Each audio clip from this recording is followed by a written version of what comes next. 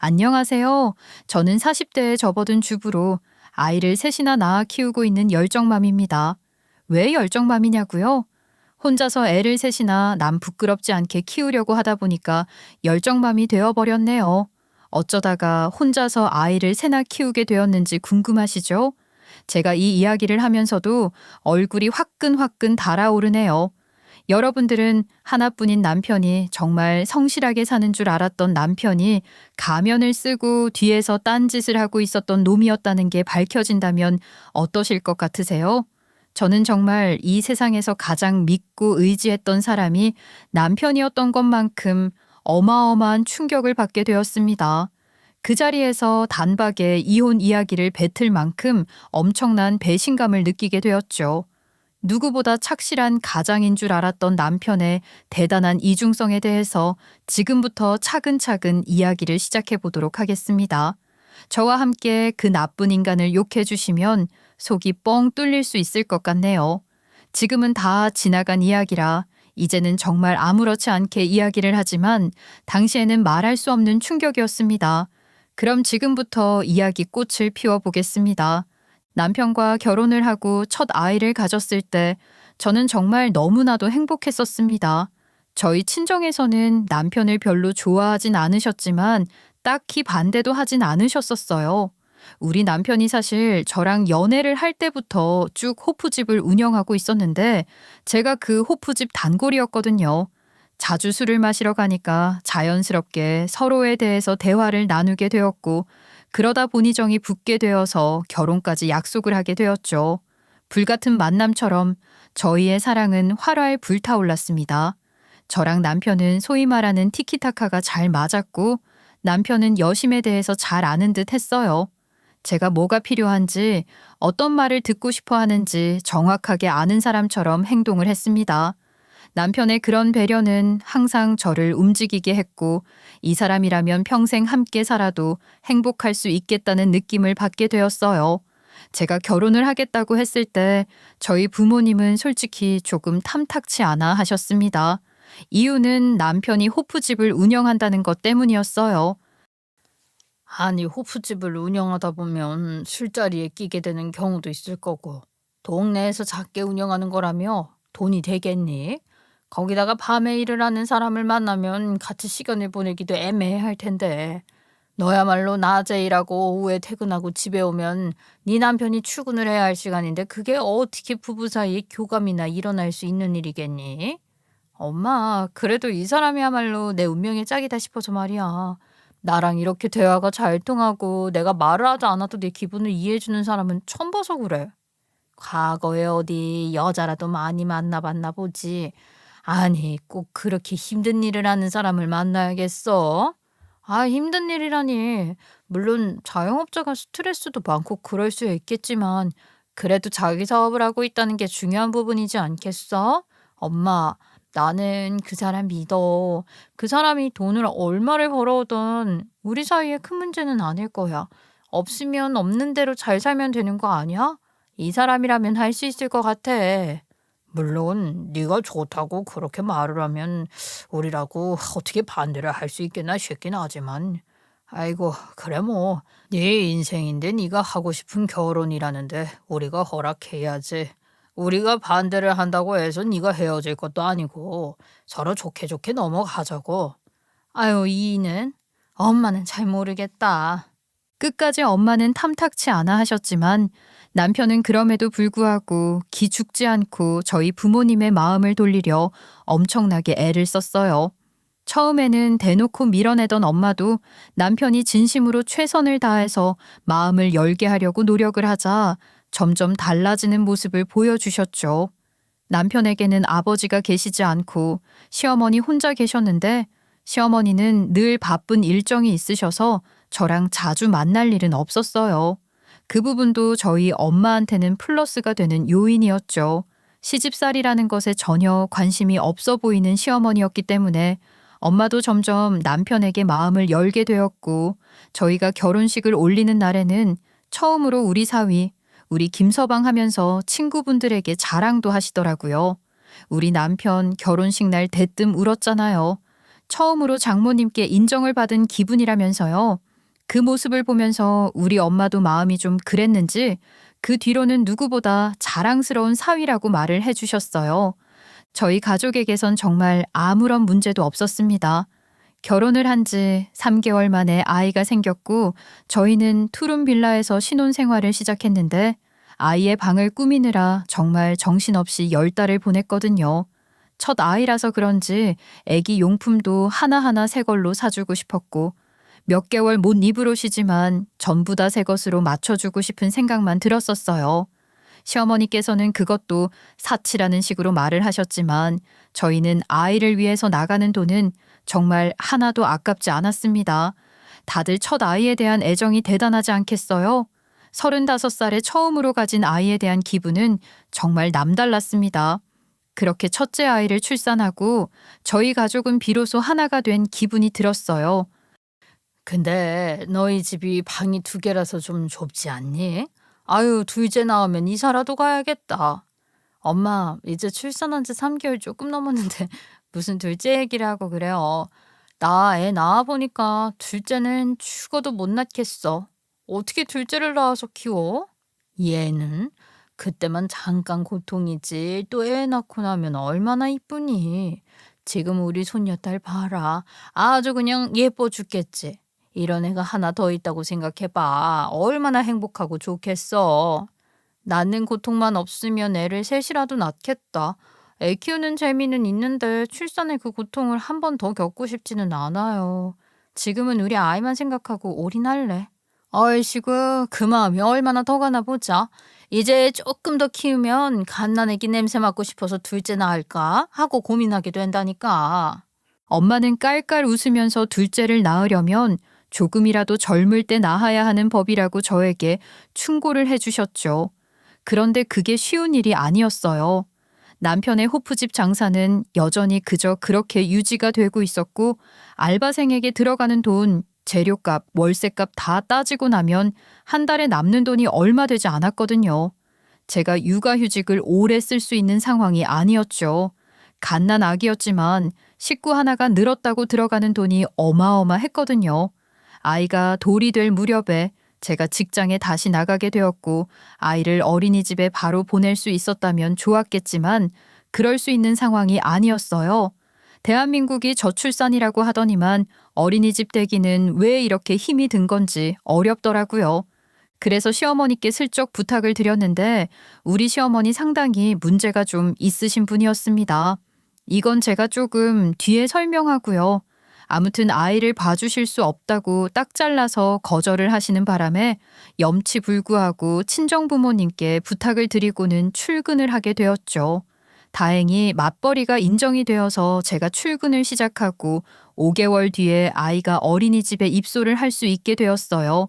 그 어린아이를 어린이집에 보내야 한다는 게 조금 마음에 걸리긴 했지만 어린이집도 사회생활이라고 생각하니까 아이에게 정서적으로는 도움이 될 것 같았죠. 그런데 남편이랑 제가 금술이 너무나도 좋았던 탓일까요? 매일같이 새벽 2시까지 영업을 하고 돌아와서 피곤에 찌들어 있는 남편과 둘째 계획을 딱히 세운 것도 아니었는데 둘째가 들어서게 되어버린 것입니다. 첫 아이가 18개월일 때 둘째가 생기는 바람에 3살 터울로 둘째를 낳게 되었어요. 애 낳는 건 첫째나 둘째나 엄청난 고통을 동반하더라고요.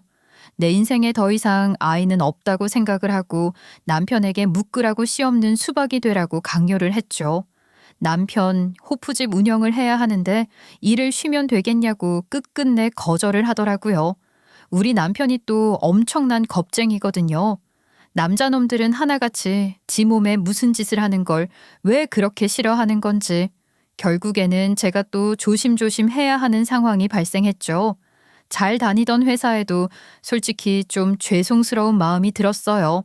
아이를 가지면서 또 한 번 육아휴직을 써야 했기 때문에 다른 직원들의 눈치가 보이긴 했었거든요. 그래도 아이를 가진 건 축복이라고 생각을 했죠. 이번에는 둘째 낳기 전부터 어린이집 대기를 걸어두었고 첫째 아이가 어린이집에 다니고 있었다는 점, 저희 부부가 맞벌이라는 점이 가산점이 되어서 다행히 낳고 얼마 지나지 않아 어린이집에 보낼 수 있게 되었습니다. 하지만 저는 둘째를 낳고 몸이 많이 상해서 몸조리를 하느라 바로 복직을 하진 못했어요. 아이가 둘이 되니까 책임감은 점점 늘어나고 나가야 할 돈은 쉴 새 없이 쭉쭉 빠지고 정말 허리띠를 졸라매야 한다는 말이 실감이 날 정도로 힘들었지만 행복했어요. 남편은 늘 저를 챙겨주는 사람이었고 제가 없으면 이 세상을 사는 이유가 없다며 입에 발린 말을 많이 해주었거든요. 여보, 우리를 닮은 아이가 둘이나 있으니까 내가 책임감을 가지고 더 열심히 일을 해야 한다는 생각이 들어. 우리 첫째가 이제 슬슬 말을 하기 시작하잖아. 나랑 대화가 통하는 느낌이 드니까 언제 이렇게 컸나 싶고, 또 애가 한창 이쁠 4살이니까 정말 어떻게 아껴줘야 할지도 모르겠고. 호프집 운영 정말 열심히 해볼게. 힘내서 해볼게. 근데 너무 무리는 하지 않았으면 좋겠어. 그리고 둘째까지 낳았으니까 이제 그만 씨 없는 수박이 되었으면 좋겠고 말이야. 하지만 그 이야기가 나올 때면 남편은 늘 딴청을 부렸어요. 그러던 어느 날 청천벽력 같은 일이 일어나게 되었죠. 제가 한 달에 한 번 있어야 할 월경이 딱 멈춘 겁니다. 아니 어떻게 이런 일이 생길 수가 있나 하늘이 무너지는 것 같았죠.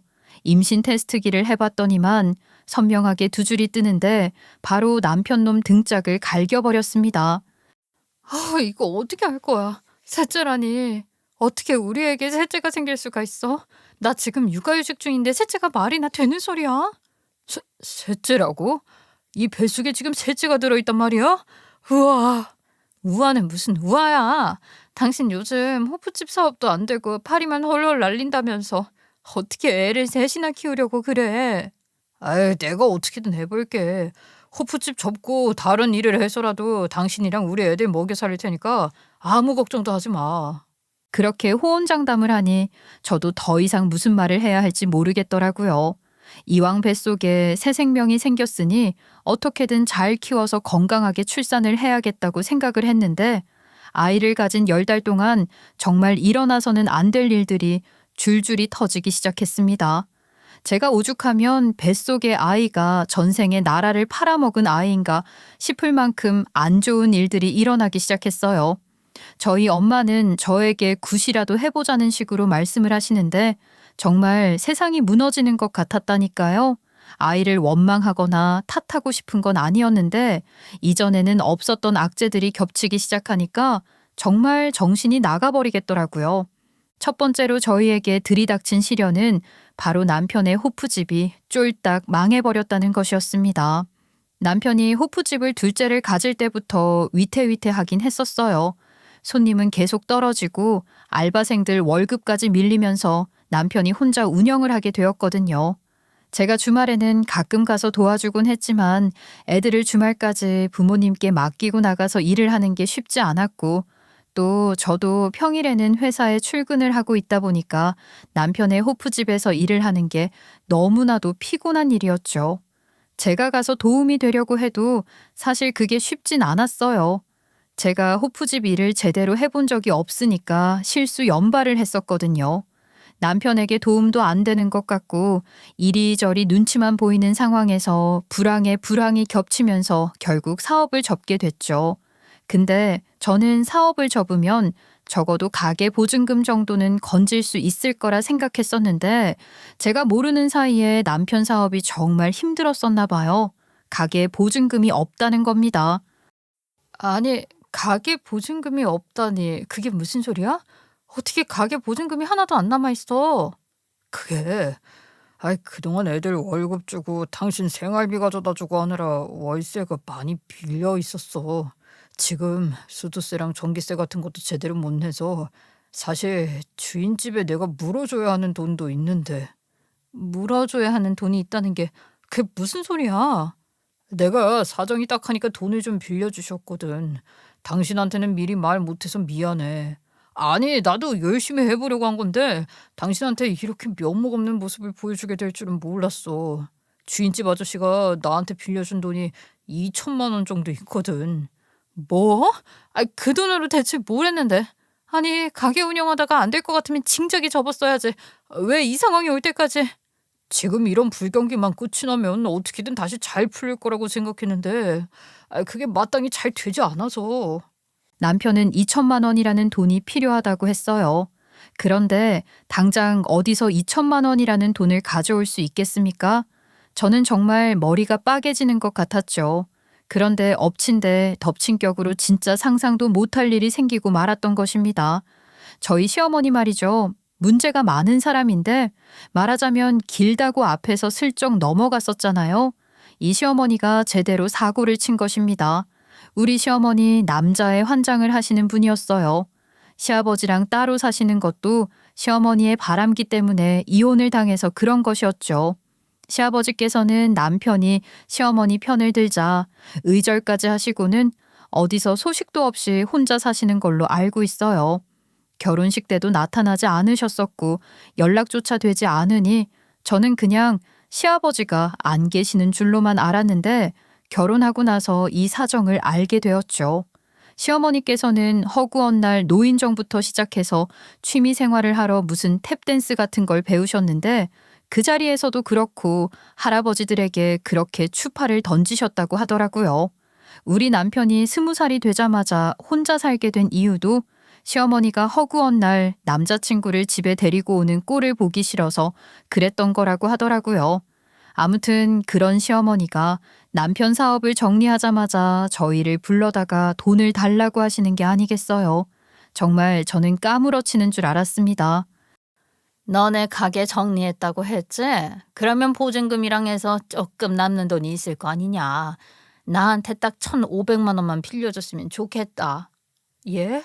아유, 갑자기 1,500만 원은 왜요? 아니, 어머님 연금 받으시는 것도 있고 돈이 부족하진 않으셨잖아요. 아유, 그동안은 내가 남자친구한테 용돈도 받아 쓰고 했으니까 부족할 게 없었는데 내가 그 남자친구랑 헤어지게 됐다. 그래서 돈이 좀 필요해. 헤어진 건 잘 알겠는데요. 또 금방 남자친구 생겨서 저희 나몰라라 하실 거잖아요. 제가 애들 좀 봐달라고 그렇게 부탁을 드려도 남자친구 때문에 안 된다고 매번 거절을 하시더니 갑자기 돈은 왜 필요하다고 하시는 건데요.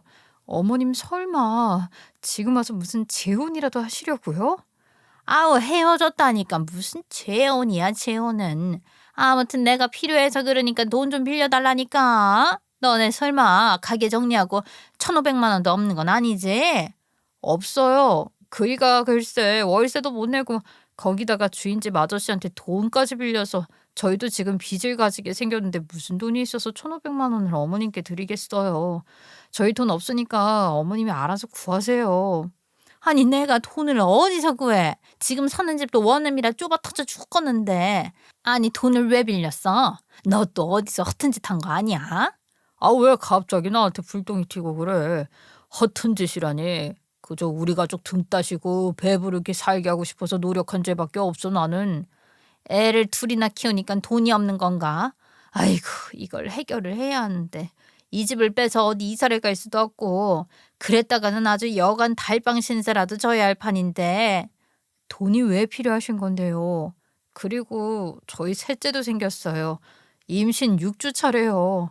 어머머머, 미쳤냐 너희들? 아니, 허브지까지 정리를 하는 마당에 셋째를 낳겠다고? 아이고, 큰일이다 진짜. 아, 그럼 아이가 생겼는데 안 나와요? 어머님, 그래서 돈이 왜 필요하신지 말씀을 해주셔야 저희도 뭐 준비를 하든지 말든지 하죠. 아휴, 너희도 돈 없다면서. 아유, 정말 이걸 내가 내 입으로 말하는 것도 부끄럽다. 그러니까 아휴, 신경 쓰지 말고 그냥 가. 시어머니께서는 저희에게 말을 해주실 생각이 없는 듯 했죠. 그렇게 급한 돈은 아닌가 보다 하고 말았는데 제가 임신 5개월 차가 되었을 때 아주 그냥 난리가 일어났어요. 그 필요하다는 1,500만 원이 말입니다. 알고 보니 시어머니께서 그 나이에 나이 70을 바라보는 그 나이에 상간녀 소송에 걸려서 물어줘야 하는 돈이었다는 게 밝혀지게 된 것이었죠. 제가 시어머니께 부탁을 드릴 게 있어서 시어머니 혼자 사는 원룸에 찾아갔다가 개싸움이 난 걸 목격하게 되었거든요. 야, 이년아, 내 돈 왜 안 물어내? 나한테 1,500만 원 물어내라고 판결까지 받았으면서 당장 물어내란 말이야. 이 인연이 아주 뻔뻔함이 고단수야. 아이고, 이순 안나? 폭행죄로 고소라도 당하고 싶어서 이러는 거야? 아우, 내 머리털 그만 뽑고 손 놔. 뭔 나이잖아. 내 남편 꼬셔서 그동안 받아간 돈이 얼만데. 내가 억울해서라도 이 손 못 놓지. 야, 이년아, 내 1,500만 원 내놓으라고. 아니, 이게 무슨 일이에요? 어머님 괜찮으세요? 얼씨구, 며느리야? 며느리 보기 쪽팔린 줄 알아야지. 배 나온 거 보니까 임신까지 한 것 같은데 아주 쪽팔려 죽겠지. 이봐요, 새댁. 당신네 시어미가 어떤 년인 줄 알아? 멀쩡하게 가정 있는 내 남편 꼬셔다가 용돈 받아 써가면서 알랑방귀 끼던 년이야. 나한테 상간녀 소송당해서 1,500만 원 물어주라고 판결까지 받아놓고 돈 없다고 모른 척하고 있는 썩을 년이라고. 네? 그럼 그때 빌려달라고 하셨던 그 1,500만 원이 설마 상간녀 소송 걸려서 물어줘야 하는 돈이었다고요? 저는 정말 하늘이 노랗게 변하는 것 같았습니다. 매달 법정이자가 붙어간다고 당장 돈 내놓으라고 난리를 치는데 쪽팔려서 동네에 고개나 들고 다니겠나 싶더라고요. 결국 남편과 저는 큰 결심을 해야 했습니다. 주인집에 물어주어야 하는 돈, 시어머니의 상간녀 소송 비용, 아이가 셋이 되었으니 투룸 빌라를 지나 더 큰 집으로 이사를 가고 싶다던 꿈은 저 멀리 내던지고 지금 있는 집을 정리해 원룸으로 들어가면서 갚아야 할 빚을 갚아드렸죠. 솔직히 너무 억울하고 짜증이 났어요. 투룸 빌라에서 원룸으로 가는 게 어디 쉬운 일이겠어요? 뱃속에 아이까지 생각하면 애만 셋인데 원룸에서 그 어린 아이들을 데리고 어떻게 지지고 볶고하겠냐고요. 거기다가 첫째 아이가 5살이라서 대충 눈치도 생기고 말도 하는데 어디 가서 원룸에서 산다고 말이라도 하면 남 부끄럽지 않겠냐고요. 거기다가 남편은 무직이지 저 혼자 벌어서 가족의 생계를 책임져야 하는데 정말 그때 저는 아주 깊은 우물에 빠진 것 같다는 생각에 빠져 있었죠. 이제 우리 어떻게 해. 내가 벌어오는 월급에는 한계가 있고 내 뱃속에는 셋째도 있어. 우리 집은 원룸이고 여기서 아이를 낳아서 어떻게 키워? 방음도 잘 안 돼서 옆집, 윗집, 아랫집 전부 다 눈치가 보이는데 나 진짜 이대로는 못 살겠어. 친정에라도 가 있을까? 여보, 미안해. 내가 어떻게든 이 일을 해결해 볼게. 나 정말 정신 차리고 직장 구하고 있어. 그게 벌써 3개월 된 이야기야. 당신 지금 나이에 회사 경력도 없는데 신입으로 누가 써주긴 할 것 같아. 당신은 지금 직장을 알아볼 때가 아니야. 여보, 내가 대리기사라도 할게. 낮에는 노가다라도 뛰어볼게. 그러니까 조금만 버텨주면 내가 당신 절대로 힘들게 하지 않을게. 남편은 저의 손을 붙잡고 조금만 기다려 달라고 말을 했어요. 그러더니 그날 밤부터 어디서 소개를 받았다면서 대리운전을 하러 나가는 게 아니겠어요? 저는 남편이 허튼 짓만 안 했으면 좋겠다고 생각을 했죠. 날이 가면 갈수록 배는 불러오고 남편은 매일 저녁 9시쯤 나가서 아침에 7시에서 8시까지 대리운전 일을 하다가 집으로 돌아왔어요. 사람이 반나절 밤을 새서 운전을 하니까 피곤한 건지 퇴근하고 돌아오면 잠을 자기 바빴죠. 남편이 돌아오는 걸 보면서 저는 출근을 했고요. 출근을 하며 아이들을 어린이집에 데려다 놓고 제가 퇴근을 할 때까지 맡겼어요. 말을 곧잘하는 5살 먹은 첫째 아이가 매일 어린이집에 자기랑 동생만 남아서 엄마를 기다린다고 말을 하는데 그렇게 가슴이 아플 수가 없었습니다. 하지만 남편은 정말 열심히 노력을 했어요. 누구보다 성실하게 가장의 모습을 보여주겠노라 약속을 하더니만 대리운전 일을 하고 조금 일찍 끝이 나는 일이면 집에 와서 쪽잠을 주고 아침에 인력 사무실에 출근을 해서 노가다 자리가 있나 알아보더라고요. 노가다 일이 끝이 나면 흙투성이가 되어서 집에 돌아오는데 남편 옷에 잔뜩 흙들이 묻어있는 게 또 열이 받으면서도 마음이 짠해지더라고요. 얼마나 고생을 하고 있는지 눈에 뻔히 보이니까 잔소리도 못하겠는 마음 아시겠어요? 저는 처음에 남의 사업이 망하고 빚이 있다는 걸 알았을 땐 원망만 가득했는데 그럼에도 불구하고 꿋꿋하게 버텨서 가족들을 먹여 살리겠다고 열심히 일을 하는 남편을 보니까 마음이 또 움직이게 되더라고요. 당신 너무 고생하는 거 아니야? 당신이 이렇게 고생을 하는 게 참 안쓰럽네. 대리운전만 하든지 아니면 노가다만 뛰든지 둘 중에 하나만 해. 나도 월급 가지고 오잖아. 무슨 소리야. 당신 다음 달이면 이제 출산 달이야. 휴직해야 하잖아. 당신 병원비도 그렇고 산후조리 비용도 그렇고 내가 벌어서 해줘야지. 우리 애들 하고 싶은 것들 맘껏 하게 해줘야지. 첫째가 미술학원 가고 싶다고 그랬다며. 내가 어떻게 해서든지 돈 많이 벌어올게. 그러니까 당신 출산하고 푹 쉴 수 있었으면 좋겠어. 둘째 때도 3개월 만에 출근했는데 뭐 셋째라고 별반 다르겠어. 다 똑같이 출산하고 몸조리 그 정도 하면 됐지. 당신도 마흔이야 마흔. 언제까지 강철 체력 아니라고. 병원에서도 고령의 산모라고 하는 거 못 들었어. 푹 쉬었으면 좋겠어. 아, 이거는 내가 일주일치 일당 모은 돈이야. 잠깐. 어머, 이게 다 얼마야? 아니, 일주일 동안 이렇게나 많이 벌었다고? 와, 이거 120만 원이잖아. 어때? 나 능력 좋지? 대리운전 몇 탕씩 뛰고 노가다 뛰고 하다 보니까 이만큼 벌었어. 이렇게 내가 매주 벌어오면 우리 금방 집도 구할 수 있겠다. 그치? 여보, 이러다가 쓰러지면 어떻게 해? 괜찮아, 괜찮아. 내가 매일같이 퇴근을 늦게 해서 당신 출근하는 거 배웅도 못 해준 게 마음에 걸렸는데 그래도 돈이라도 많이 벌을 수 있어서 다행이다. 남편은 저에게 늘 고생시켜서 미안하다고 저를 꼭 안아주었어요. 불러온 배 때문에 제대로 된 포옹은 하지 못했지만 그 마음만큼은 따뜻했죠.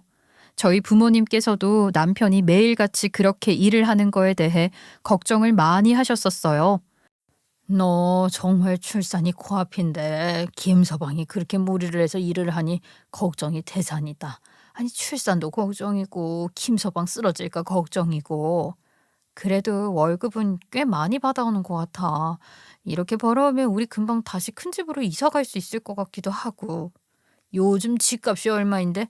그리고 셋째 태어나 봐라. 아이 들어가는 돈이 어디 한두 푼이야? 둘을 낳아서 키워봐 놓고 왜 또 까먹고 그러니?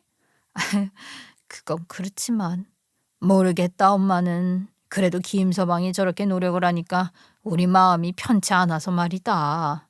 저는 엄마의 마음이 이해가 갔어요. 우리 남편이 열심히 노력을 하는 만큼 저희 가족이야 걱정거리가 줄어들긴 하겠지만 남편 몸이 상하는 것 또한 큰 걱정이었으니까요. 그런데 출산을 앞두고 제가 출산 휴가를 땡겨서 육아휴직이랑 같이 붙여 쓰게 되었는데 그러니까 집에 있게 되잖아요.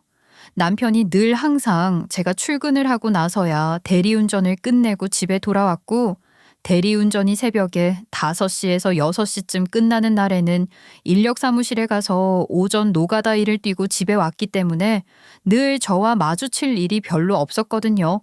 근데 제가 일을 쉬니까 아침에 퇴근하고 돌아오는 남편의 모습을 마주하게 되잖아요. 남편에게서 술 냄새가 나는 겁니다. 아, 여보, 술 마셨어? 아니, 대리운전을 뛰고 온 사람에게서 왜 술 냄새가 나지? 아니면 취객이랑 싸우다가 술이라도 뒤집어 쓴 거야? 그게 내가 술을 좀 좋아하잖아. 그래서 호프집 운영을 했던 것도 있고.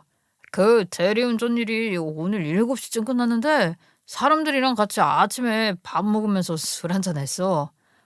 그렇구나. 아니, 나는 당신이 대리운전 하는데 술을 마셨나 싶어서 이 사람이 미쳤나 했지. 에이, 내가 대리운전으로 돈 버는 사람인데 미쳤다고 음주운전을 하겠어? 여보, 걱정하지 마. 나 그런 사람 아니야. 이건 이번 주 주급 받아온 거. 이걸로 당신 출산 준비하자. 남편은 저에게 돈 봉투를 주면서 출산 준비를 잘 하자고 말을 했어요.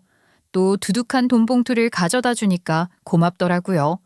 그렇게 저는 셋째를 출산했고 몸조리를 돈이 없어서 친정 부모님께서 해주셨어요. 그렇게 일주일간 친정에서 쉬다가 아이들 때문에 어쩔 수 없이 원룸에 오게 되었는데 그때부터 지옥이 시작이 되었죠. 남편은 일을 하느라 아이들을 돌봐줄 수 없었고 제가 집에 있으니까 애들은 어린이집에 가기 싫다고 아침마다 징징거리기 시작했고요. 거기다가 저희 셋째가 엄청나게 예민한 아이인 겁니다. 내려놓았다 하면 울고불고 난리를 치는데 정말 경비실에서 엄청나게 찾아오는 거예요. 애기 엄마, 사정이 딱해서 원룸에서 온 가족이 사는 거야. 우리가 뭐라고 할 일은 아닌데. 윗집 옆집 아랫집 할 거 없이 민원이 어마어마하게 들어와요. 우리도 피곤하다고. 애기 엄마한테 이런 이야기 하고 싶지 않는데 저거 이사를 좀 가야 하지 않겠어? 경비 아저씨로 시작이 되었을 땐 죄송합니다, 죄송합니다 하고 넘어갔는데 결국 집주인까지 연락이 오더라고요. 집주인이 민원을 하도 받아서 더 이상은 안 되겠다며 저에게 집을 비워달라고 말을 했어요. 보증금도 겨우겨우 마련을 한 건데 이 돈을 들고 어디로 가야 하나 정말 막막했죠. 제가 결국 울면서 친정엄마께 전화를 걸었더니 엄마도 어쩔 줄 몰라 하셨습니다. 집주인이 한 달 안에 집을 비워달라고 했고 이 사실을 남편에게도 알렸는데 당장 집을 구할 큰 돈을 어디서 마련하겠습니까? 시어머니도 돈 없다고 남자친구가 안 생겨서 월세도 밀렸다며 난리고 저는 정말 답답함의 연속이었어요. 거기다가 산후 우울증까지 겹치는 바람에 매일같이 창문 밖으로 훨훨 날아가고 싶다는 생각을 하게 되었습니다. 이런 제 마음을 아신 건지 저희 친정집에서 저와 남편을 부르셨습니다. 저는 친정집에라도 들어가 살고 싶었기 때문에 냉큼 만나뵈러 갔죠. 그런데 친정부모님께서 상상도 못할 말을 하시더라고요. 우리 이사 가기로 했다. 지금 집 팔고 빌라 전세로 이사하기로 했어. 갑자기요? 아니, 엄마랑 아빠랑 그 집에서 오래 사셨잖아. 갑자기 웬 이사? 집값이라도 올랐대요? 그래, 많이 올랐지. 그래서 빌라로 전세 옮기고 남은 돈으로 너희 살 집 하나 구했다. 네? 장모님, 그게 무슨 말씀이세요? 저희 살 집이라니요? 김서방이 그동안 자식들이랑 우리 딸 먹여 살린다고 고생하는 거 맘 아팠어. 우리가 뭘 해줄 수 있나 생각을 해보니까 이거밖에 없더라. 그 집이 25년 된 아파트라서 많이 낡기는 했는데 평수는 넓게 잘 빠졌더라고. 이제 애가 셋인데 그래도 방이 4개는 있어야 하지 않겠어? 아유, 42평 아파트 하나 전세 얻었어. 매매할 금액은 안 돼서. 엄마, 지금 엄마네 집 팔고 엄마랑 아빠는 빌라 전세로 이사 가면서 우리 집을 얻어주었다는 거야? 그래, 이 화상아. 어떻게 나이 40이 되어서도 부모 속을 이리 썩이냐? 아이, 물론 너희들 잘못이 아니라고 치지만 그래도 그렇게 사는 꼴을 보고 부모 입장에서 어찌 지켜볼 수만 있겠니? 안 그래? 내가 낳은 자식 내가 책임져야지. 아무튼 군소리 하지 말고 이사 가도록 해. 한 달 이내에 집 빼라고 했다며 원룸 주인이. 저는 그 자리에 울고 말았습니다. 결국 저희는 부모님의 도움을 받아서 이사를 갈 수 있게 되었어요. 한시름 놓았다고 남편이 벌어오는 돈 모아서 언젠가는 저희 부모님께 갚겠다고 결심을 하고 이사 준비를 했는데 이삿날 또 한 번 일이 터지고 말았죠. 시어머니께서 짐을 싸들고 찾아오신 겁니다. 어머님, 이 짐은 다 뭐예요? 아, 뭐긴 뭐야. 정말 잘 됐다. 방이 4개라니 우리 아들이 나한테 여기 들어오라고 하더라. 내가 집 보증금 월세 못 내서 다 날려먹고 이번에 또 한 번 소송을 당하면서 빈털털이 돼서 여관 탈방 신세 지고 있었잖니. 또 소송을 당했다고요? 설마 지난번이랑 같은 죄목으로요? 아, 그게 내 잘못이 아니라니까. 그 망할 인간이 이혼을 할 마음은 없으면서 나한테는 이혼하겠다고 계속 만나자고 하니까 그 이후에 몇 번 더 만났는데 그걸 글쎄 또 들켜서 또 한 번 소송이 걸렸지 뭐니. 이번에는 글쎄 2천만 원으로 돈도 올랐다. 2번이나 저지른 집값이라나 뭐라나.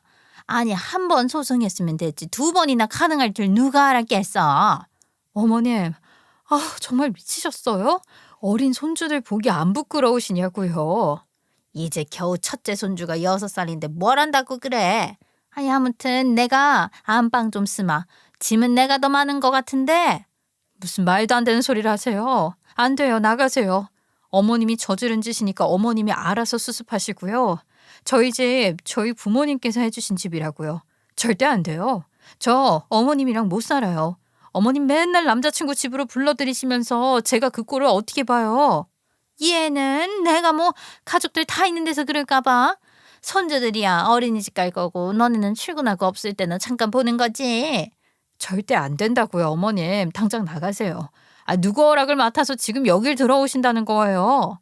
여보, 아유, 우리 엄마 불쌍한 사람인 거 잘 알잖아.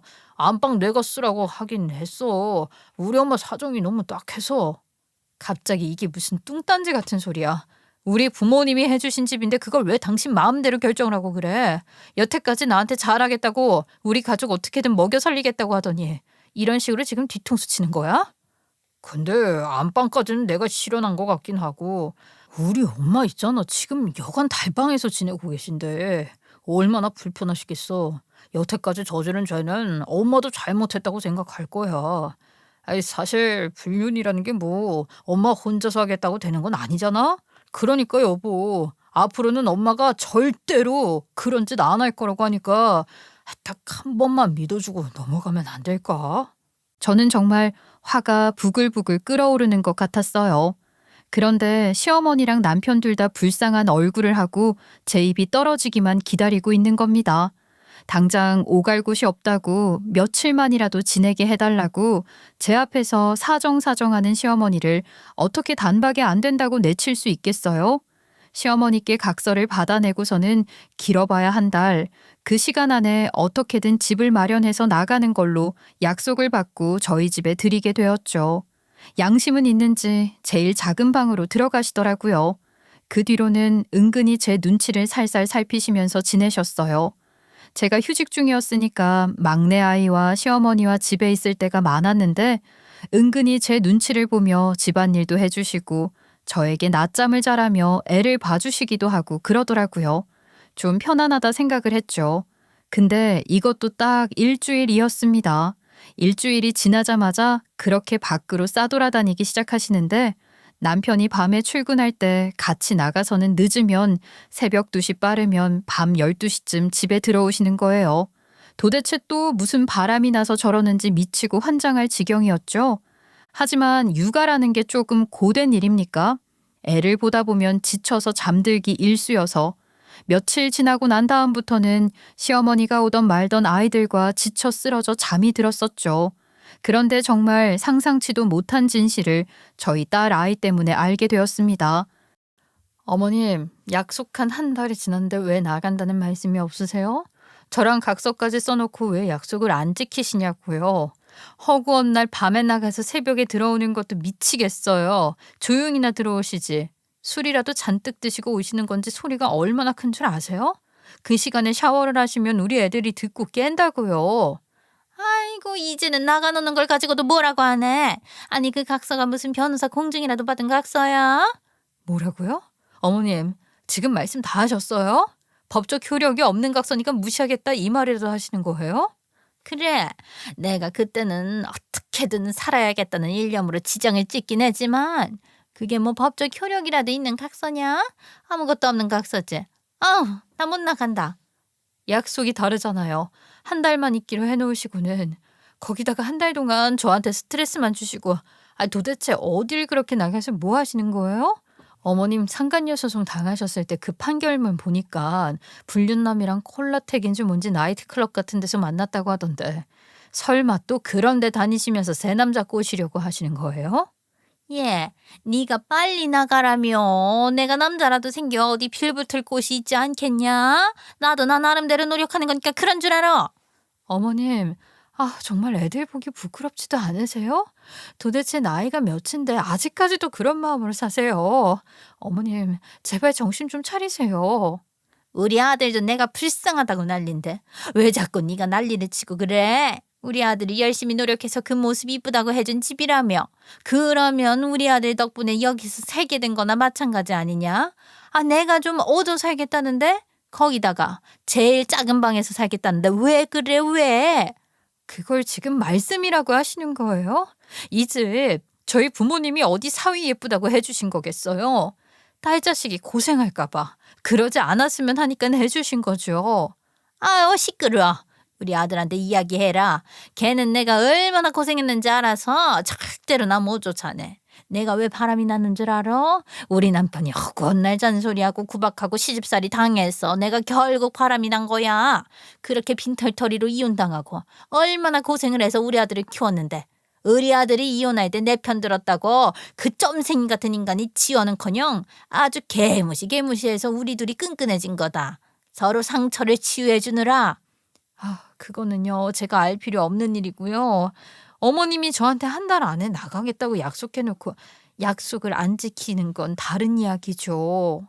그때 아침까지 뭔 일을 했는지 술까지 마시고 돌아와 자고 있던 남편이 깨서는 거실에 나왔어요. 토요일이라 저녁에 일을 나가기로 한 건지 남편이 시끄럽다고 하면서 거실에 머리를 벅벅 긁으며 나오는데 남편까지 미워지더라고요. 고생고생해서 일을 하는 거야 잘 알겠지만 이런 짐덩어리 같은 시어머니를 떠넘긴 건 용서할 수 없는 일이었죠. 저희 첫째 아이가 쪼르르 남편에게 달려가 안기니 어쩔 수 없이 첫째 아이를 들쳐 안고 소파에 앉더니만 저한테 한 소리 하는 겁니다. 여보, 내가 월급 따박따박 잘 갖다 주잖아. 이게 뭐 일반 직장인이 벌어올 수 있는 돈이야? 내가 밤에 출근해서 아침까지 쎄 빠지게 일을 하고 또 평일에 시간 되면 노가다까지 뛰고 있는데 우리 엄마 모시고 사는 게 뭐가 그렇게 힘들다고 그래? 뭐라고? 당신 지금 그게 나한테 할 말이야? 이 집 우리 부모님이 해주신 집이야. 그럼 우리가 돈 모아서 이사를 가게 되면 그 집은 내가 번 돈으로 한 집이라 우리 엄마 평생 모시고 살아도 된다는 이야기네. 여보, 지금 말꼬리 잡자고 하는 말이 아니잖아. 우리 엄마 불쌍한 사람이야. 얼마나 힘들게 살았는지 몰라서 그래. 나는 우리 엄마 안쓰럽고 가여워. 그래서 말년이라도 다 못 가게 손주들이랑 함께 지내면서 외롭지 않았으면 좋겠다고. 우리 엄마도 외로우니까 자꾸 남자를 찾는 거 아니겠어. 정말 남편이 맹목적으로 시어머니의 편을 드는데 뭐라 할 말이 없더라고요.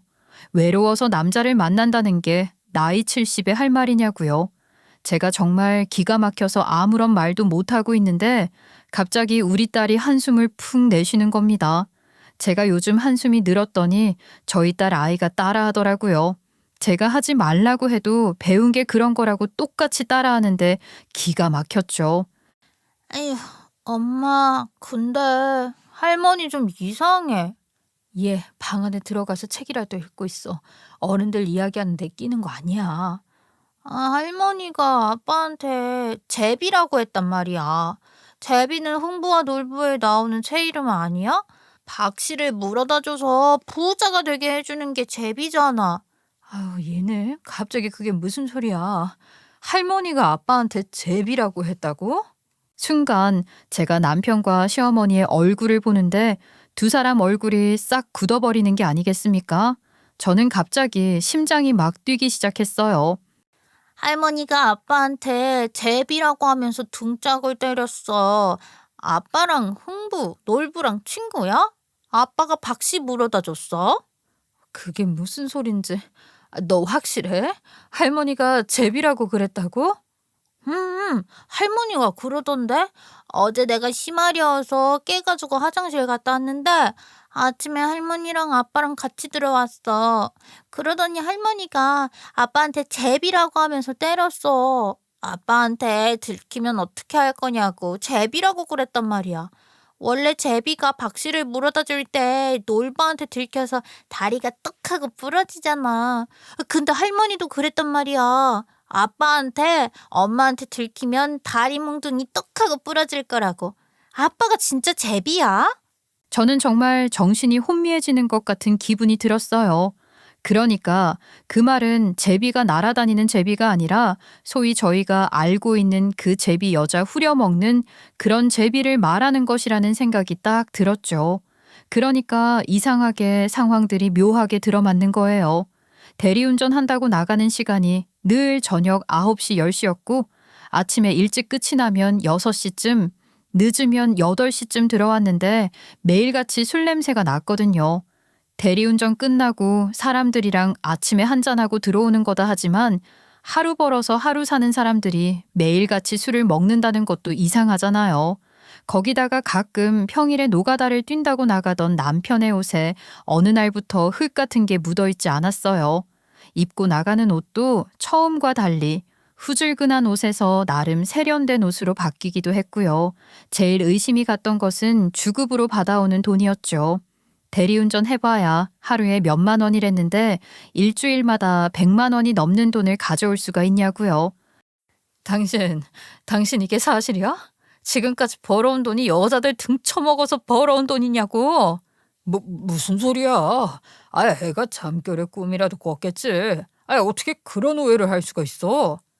6살짜리 애가 제비가 뭔지 어떻게 안다고 그런 꿈을 꾸겠어? 당신 당장 빨리 휴대폰 내놔. 남편은 죽어도 아니라고 말을 하면서도 휴대폰을 선뜻 보여주지 못했고 저는 강제로 남편의 주머니를 뒤져서 휴대폰을 찾아냈습니다. 그리고는 페이스 아이디로 비밀번호를 해제하자마자 연락처 목록에 들어갔죠. 정말 가관이더라고요. 문자 메시지부터 통화 목록을 살피는데 나이트 47살 이연희, 콜라텍 38살 김혜수, 아주 그냥 클럽과 나이트에서 만난 여자들의 번호가 가득한 겁니다. 저는 온몸이 부들부들 떨려오기 시작했어요. 당신이 지금 제비짓을 하면서 여자들에게 받아오는 돈을 나에게 준 거라고? 아주 그 나물의 그 밥이야. 어머님한테 보고 배운 게 그거밖에 없니? 이거 어머님이 시킨 일이죠? 이렇게 하면 돈 잘 번다고 어머님이 꼬드긴 거죠. 미친 거 아니야? 아주 모자가 쌍으로 내 뒤통수를 쳐? 이혼해. 이건 이혼감이야. 아유, 아니다. 내가 시킨 거 아니라니까. 아니, 내가 콜라텍에 가서 새로운 사람 좀 물색할까 싶었는데, 아니, 거기 이놈이 떡하니 있는 게 아니냐. 그것도 웬 할줌마 손을 잡고. 이놈이 제비짓을 하면서 돈을 버는구나 싶어서 너한테 들키기 전에 그만두라고 한 게 나야, 나.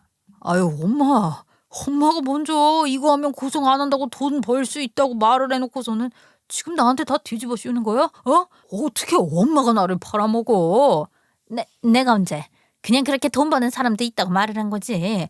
그 일을 선택한 건 너잖니? 누가 보면 얘 등이라도 떠민 줄 알겠다. 그렇게 갑자기 남편이랑 시어머니랑 싸우는데 그걸 지켜보고 있는 제가 얼마나 기가 막혔겠습니까? 아우, 둘 다 시끄럽고 내 집에서 나가. 너랑은 이혼이야, 이혼.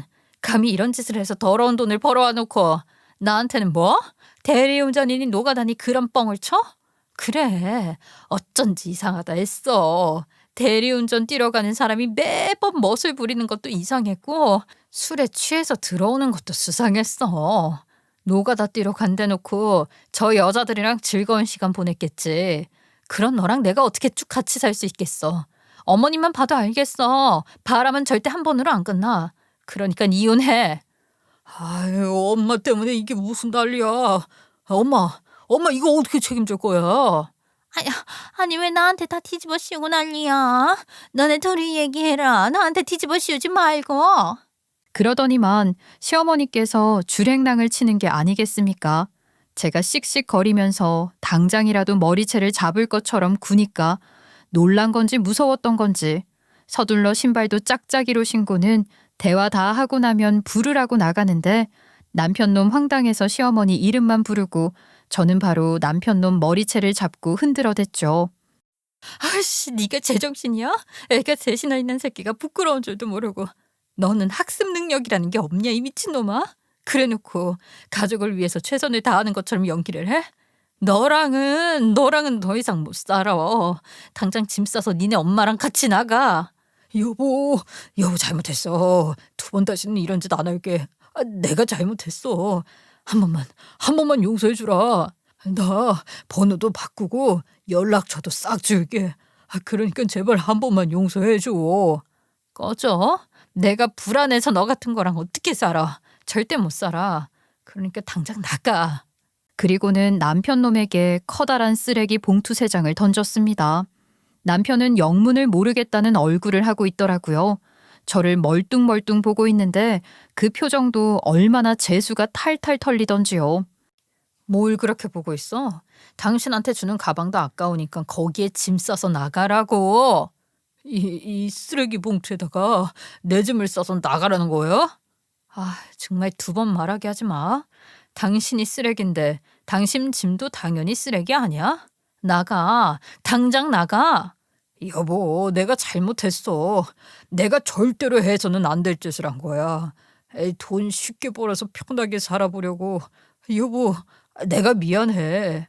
당신 정말 끝까지 더럽게 끝을 보고 싶은 건 아니지. 온갖 소송에 휘말리고 싶지 않으면 좋은 말로 할 때 내 눈앞에서 꺼지는 게 좋을 거야.